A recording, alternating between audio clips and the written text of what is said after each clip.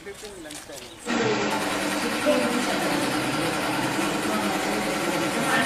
ఏం రావాలి, పట్టా ఉన్నా లేకపోతే కేంద్ర పంచకూడదని రావాలి. మీకు ఇప్పుడు దాకా ఆవిడ ఎందుకు చెప్పలేదు, మీరు ఎందుకు అమలు చేయలేదు అనేది నాకు అర్థం. చక్కని ఇంత అందంగా పెడతారు, కానీ ఇందులో బలమంతా నేలపాలు చేస్తారు. ఇది ఓన్లీ గడ్డే.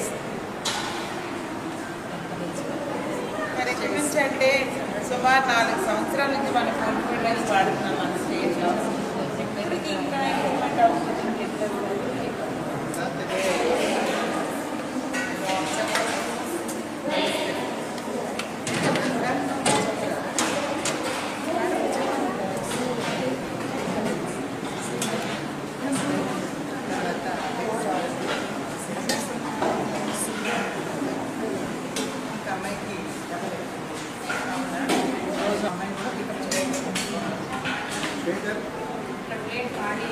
మనకు ఖచ్చితంగా బ్రాండెడ్ ఉండాలి, ఎక్స్పైరీ డేట్ ఉండాలి.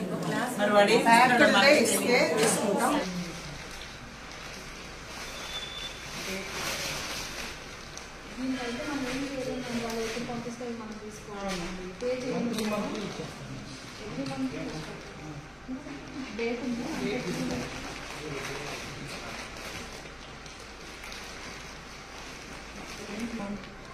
జూలైలో మ్యానుఫ్యాక్చర్ జూలై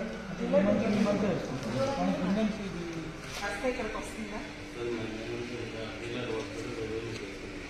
ఒకవేళ గిట్టిచ్చేసుకున్నాడు అనుకున్నాం, ఇక్కడ దాకా వచ్చి ఇక్కడ నుంచి పంపేదానికి కాకుండా వచ్చేదాన్ని తిరుపతి నుంచి రావాలి కదా, తిరుపతి నుంచి వచ్చేదానిలో ఎక్కువ క్వాంటిటీ దింపే ప్లేస్ ఏదైనా ఉంటే హాస్టల్స్ కానీ లేకపోతే షాప్ కానీ ఒకవేళ దింపితే దానివల్ల ఎవరికి నష్టం? మీకు ఏం తెలుసా? మీకు ఎలా అవుతుంది తెలుసా?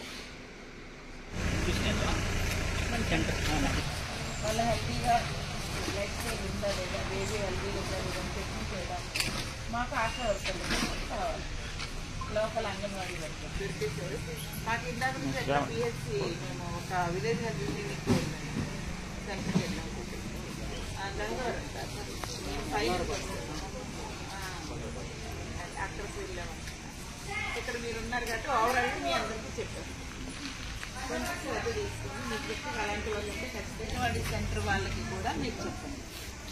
చెప్తే వాళ్ళు వెంటనే ఏం చేస్తారంటే కొంచెం ఎక్స్ట్రా కేర్ తీసుకొని మానిటరింగ్ చేసుకుంటూ ఉంటారు. వాళ్ళు వెయిట్ పెరుగుతున్నారా లేదా, హెచ్పీ పెరుగుతుందా లేదా మీ నుంచి మాకు మిగతా అంతా మీ వరకు మీరు చేసుకుంటారు.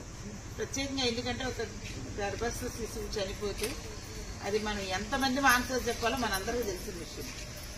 ఆశా వర్కర్ దగ్గర నుంచి, అంగన్వాడీ వర్కర్ దగ్గర నుంచి, పిహెచ్సి డాక్టర్ వరకు, ఇంకా అవసరమైతే కలెక్టర్ గారి వరకు కూడా మనం అందరం ఆన్సర్ ఇవ్వాలి.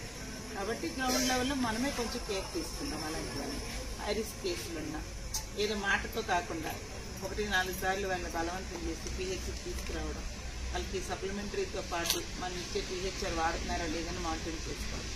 ఇవి చేసుకుంటాం. సరేనా?